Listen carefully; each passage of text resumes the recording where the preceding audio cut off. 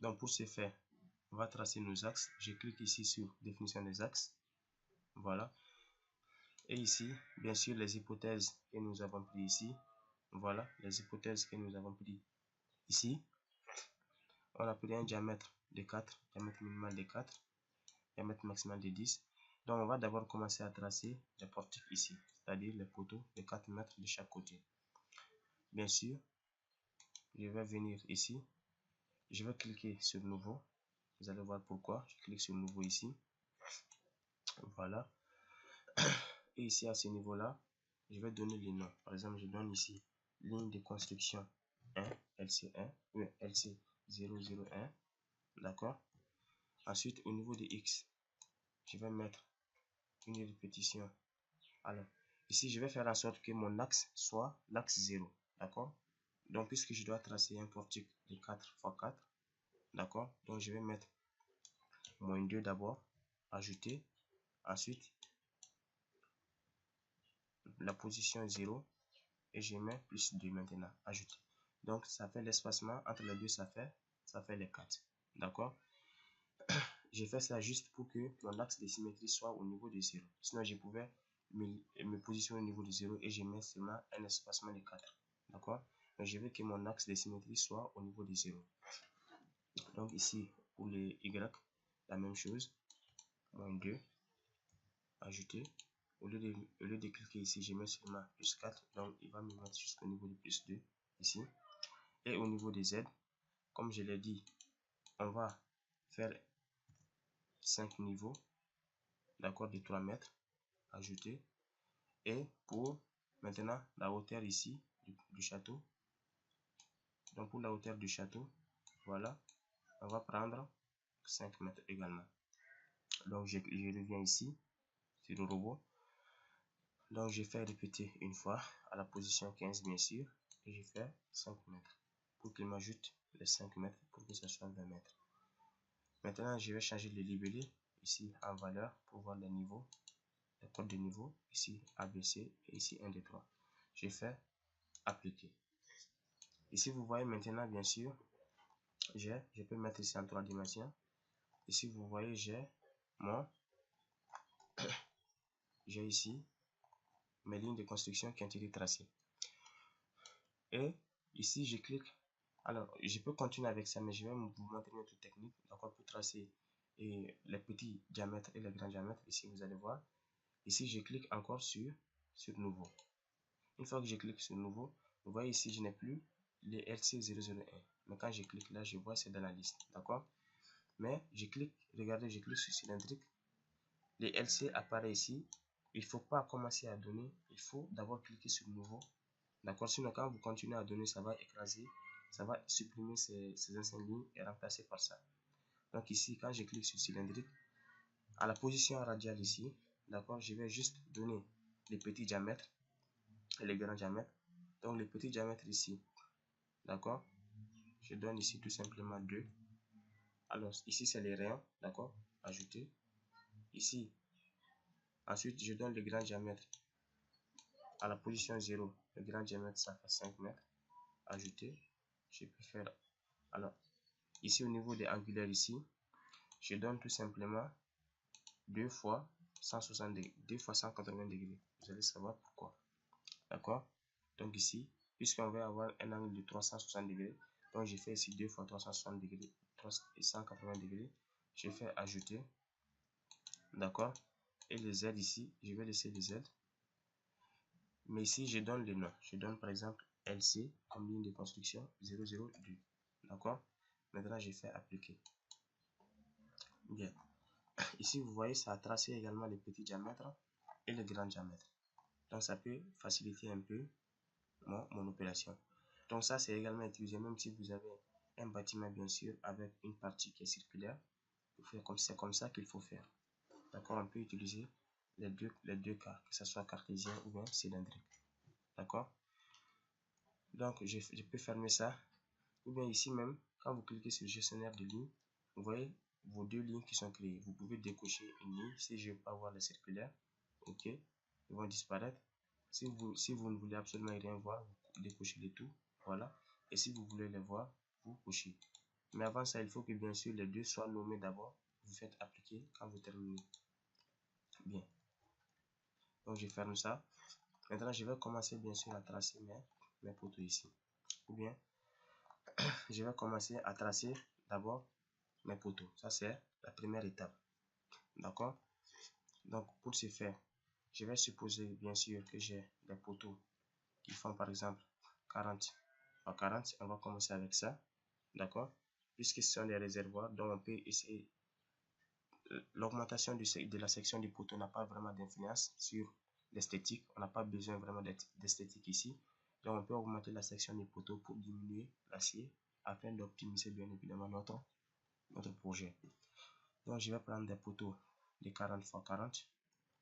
D'accord. Donc je viens ici au niveau du robot. Donc d'abord je vais enregistrer. D'accord, j'ai fait par exemple, je vais me mettre ici structure réservoir. Voilà. Ou structure château de préférence. Voilà, château 01, enregistrer. Bien sûr, il faut à chaque fois enregistrer votre projet, comme je le dis toujours.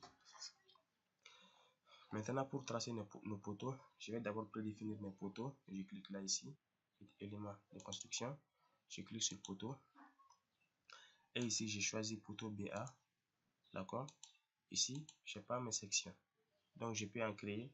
D'accord. Je clique sur les 3 points pour créer mes poteaux de 40 x 40. J'ai plusieurs formes. D'accord. Mais ici, comme je l'ai dit, on n'a pas besoin d'esthétique. Je prends tout simplement la forme rectangulaire, 40, bien sûr à centimètres ici, 40 x 40. Il faut bien voir l'unité, c'est à centimètres. Et je fais ici ajouter. Je peux changer le nom. Par exemple, je vais mettre P40 x 40. D'accord. P40 x 40. Ou bien PT comme poteau, 40 x 40. Ajouter. La même chose pour les poutres également. Je vais essayer de prendre. Alors, les poutres là, c'est surtout pour rigidifier. D'accord.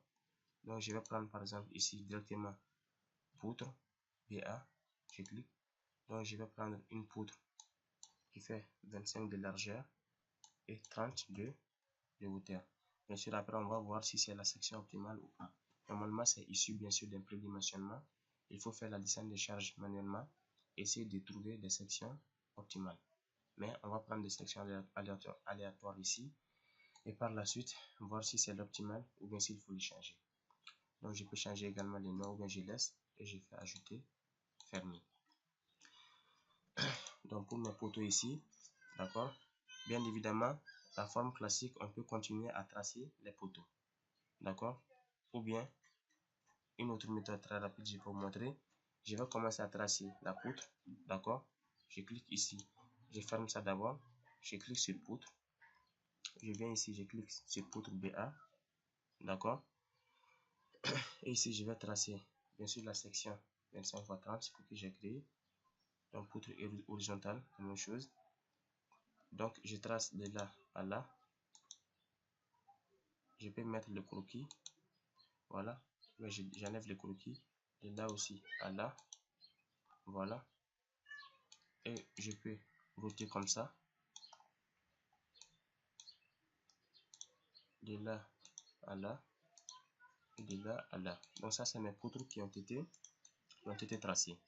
D'accord. Donc, l'astuce que je disais, que je vais vous montrer ici, ça peut vous être très utile. Donc, pour tracer les poteaux, soit vous cliquez sur le poteau ici, vous choisissez bien sûr le type en BA, ici la section que vous avez prédéfinie, et je peux faire par exemple de ce point à ce point. Donc, j'affiche le croquis pour voir. Bien sûr, c'est la hauteur que j'avais pas bien fait ici. D'accord, donc je reprends, je retourne. Donc, ici, vous pouvez voir, puisque pour notre cas, c'est chaque 3 mètres. Alors, ici, c'est dirigé vers le bas. Donc, puisque c'est bas ici, donc je clique ici. Donc, je dois cliquer sur le premier point. Donc, il va étirer vers le bas. D'accord. Sinon, si c'était vers le haut, il fallait cliquer sur le point en bas pour qu'il étire de 3 mètres vers le haut. D'accord. Donc, ma hauteur, c'est 3 mètres.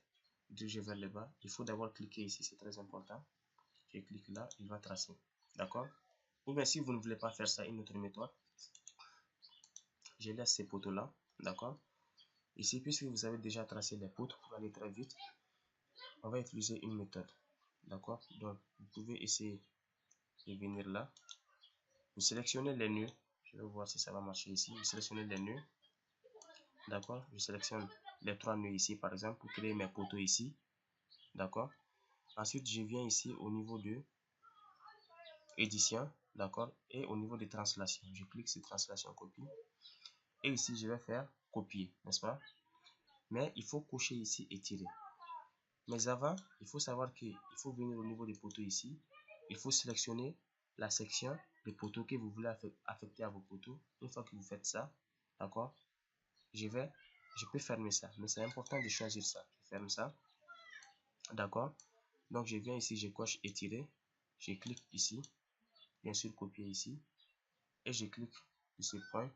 Ou bien, je fais tout simplement 0, espace 0. D'accord. Et la hauteur ici, ça fait moins 3 pour qu'il les tire vers le bas. Regardez, quand je fais ici appliquer, automatiquement il va créer bien sûr mes poteaux. Donc il va essayer de prendre, d'accord, mes sections, mes nœuds ici, et il va étirer directement vers le bas. Donc c'est très important cette méthode. Et vous voyez ici la section du poteau, c'est une section de 40 x 40 parce que tout simplement vous avez pris ici 40. D'accord. Sinon si vous avez laissé cette section, une fois que vous l'avez étiré, ça allait prendre la section de 45 x 45. Donc c'est pour ça que je vous avais dit de cliquer ici d'abord, sélectionner, fermer, ensuite venir dans translation, sélectionner les nœuds et faire l'étirement. Bien sûr, quand vous ne cochez pas ici, ça ne va pas marcher. Très important. Donc je ferme. Ça c'était une petite astuce. D'accord, très important, qui peut beaucoup vous aider. Donc ici, je vais copier bien sûr pour mes autres. Donc je vais copier une fois, 2 fois, 3 fois, 4 fois, 5 fois. D'accord, ou bien 4 fois du moins. Donc je sélectionne tout. Je clique ici sur copie translation. Ou bien je viens dans édition, transformer et voici copie translation. C'est la même chose. Donc ici, je vais copier 0, 0, sur un X, sur un Y, espace à chaque fois. Et je fais 3. Parce que je vais une hauteur de 3 mètres. Mais ici, je ne vais pas faire étirer. D'accord, je vais juste copier ici. Mais je vais copier combien de fois? Une fois ici, 2 fois ici, 3 fois, 4 fois. Donc, je vais copier 4 fois. Je fais entrer. Donc, automatiquement, bien sûr, ça va créer. Mais ça va créer ici, bien sûr, mes portiques. Bien. Donc, je vais essayer de bien voir. Voilà. Donc, ici, les portiques ont été créés. Donc, quand je reviens toujours sur l'image ici, voilà. Donc, ce sont les portiques qu'on a créés ici. 1, 2, 3, 4, 5. D'accord. Donc, c'est ça. 1, 2, 3, 4, 5. Bien sûr, cette partie ici, c'est un brique. C'est juste la maçonnerie de remplissage. Probablement là où sera stocké éventuellement des accessoires ou bien même des pompes souvent. D'accord. Donc, mais à ce niveau-là ici, on n'a pas de poutres. On n'a pas de poutres droite ici. Donc, on a des poutres circulaires.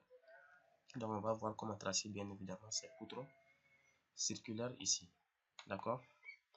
Bien.